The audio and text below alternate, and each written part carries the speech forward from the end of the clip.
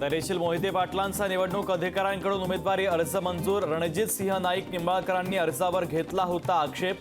शेती व्यवसाय नोकरीचा तपशील दिला नसल्याचा होता आक्षेप। ते म्हणतात आम्ही सर्व संस्था काढल्या, शरद पवारांनी सर्व संस्था काढल्या तर आम्ही काय करत होतो। अजित पवारांचा शरद पवार यांच्यावर निशाणा। सीएएला विरोध करणं काँग्रेस 1984च्या दंगलीचा बदला घेते आहे, तर राम मंदिरावर बोलून काँग्रेसनं आमच्या आस्थेचा अपमान केला। सीएए आणि राम मंदिरावरून पंतप्रधान मोदींची काँग्रेसवर टीका। पंतप्रधान मोदींकडून जानकरांचा लहान भाऊ म्हणून उल्लेख। माझ्या लहान भावाला विजयी करा, मोदींचं परभणीकरांना आवाहन। महाराष्ट्रामध्ये लवकरच मोदी शहांच्या सभांचा धडाका। पंतप्रधान नरेंद्र मोदींच्या 5 सभांचं आयोजन, तर अमित शहांच्या 3 सभांचं आयोजन।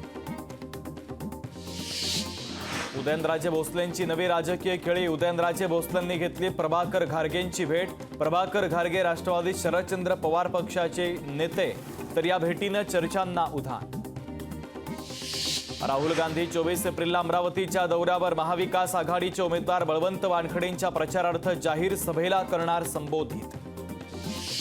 जळगावमध्ये राष्ट्रवादी शरदचंद्र पवार पक्षाच्या जयंत पाटलांनी घेतली प्रमुख पदाधिकाऱ्यांची गुप्त बैठक। बैठकीत रावेर मतदारसंघातील पदाधिकाऱ्यांची नाराजी दूर करण्याचा जयंत पाटलांकडून प्रयत्न।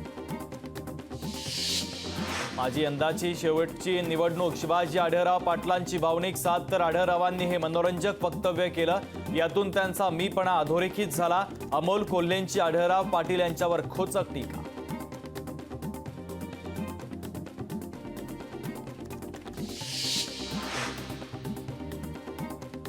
जालन्यामध्ये काँग्रेसला मोठा धक्का। माजी नगराध्यक्ष केदार कुलकर्णींसह 15 आजी माजी नगरसेवकांचा भाजपमध्ये पक्षप्रवेश।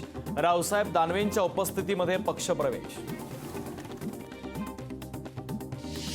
अजित पवारांचा डमी उमेदवारी अर्ज नामंजूर। निवडणूक आयोगाकडून झालेल्या तपासणीमध्ये अर्ज नामंजूर, तर सुनेत्रा पवारांचा अर्ज मंजूर।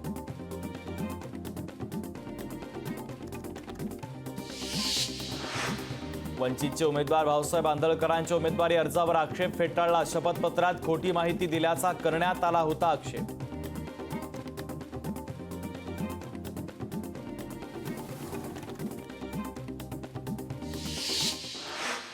नमस्कार, मी शुभम शिंदे। लोकशाही राऊंडअप मध्ये आपल्या सगळ्यांचं स्वागत। दिवसभरातील सगळ्या महत्त्वाच्या बातम्यांचे सविस्तर अपडेट याच बुलेटिनच्या माध्यमातून आपल्याला घ्यायचे। मात्र सुरुवातीला एक नजर हेडलाईन्सवर। भाजपकडून संजय काकडेंच्या मनधरणीचे प्रयत्न। पुण्यातून उमेदवारी न मिळाल्यानं संजय काकडे नाराज। आशिष शेलारांनंतर चंद्रकांत पाटलांनी घेतली काकडेंची भेट। 2019 ची निवडणूक झाल्यानंतर शहांसोबत पवारांची बैठक झाली। मोठ्या उद्योगपतीच्या घरी 5 ते 6 बैठकींमध्ये मंत्रिपदही ठरली। पहाटेच्या शपथविधीवर अजित पवारांकडून खुलासा। काँग्रेस शिवाजी महाराज बाळासाहेब ठाकरेंना मानत नाही। काँग्रेसची भूमिका दलित विरोधी। मिलिंद देवरांचे काँग्रेसवर गंभीर आरोप। देवरांच्या आरोपावर पटोले आणि राऊतांचा पलटवार। जयंत पाटलांची शिष्टाई निष्फळ। जेपी गावित निवडणूक लढवण्यावर ठाम। भास्कर भगरेंना पाडण्याचा गावितांनी दिला होता इशारा। दिंडोरीमध्ये महाविकास आघाडीच्या समोर अडचण। महाविकास आघाडीच्या समोर घटक पक्षानेच फडकावलं बंडाचं निशाण। गावितांच्या नाराजीनं महाविकास आघाडीच्या डोकेदुखीत वाढ।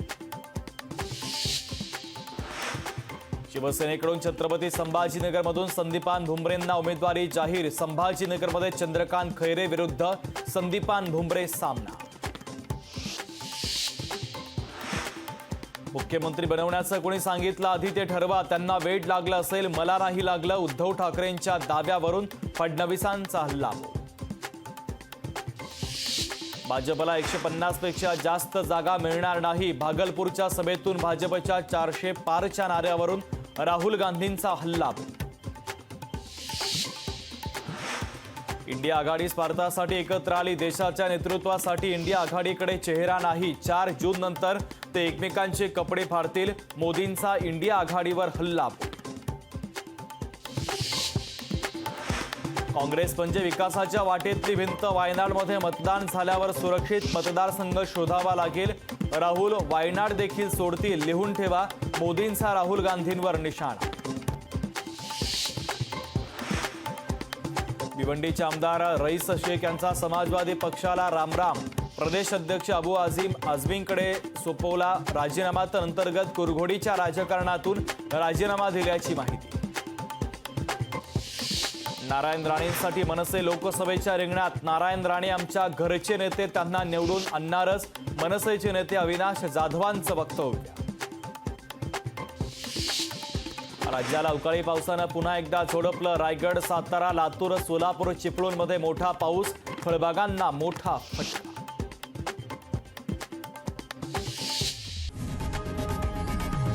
लोकशाही मराठी ऐका, पहा, जागरूक रहा.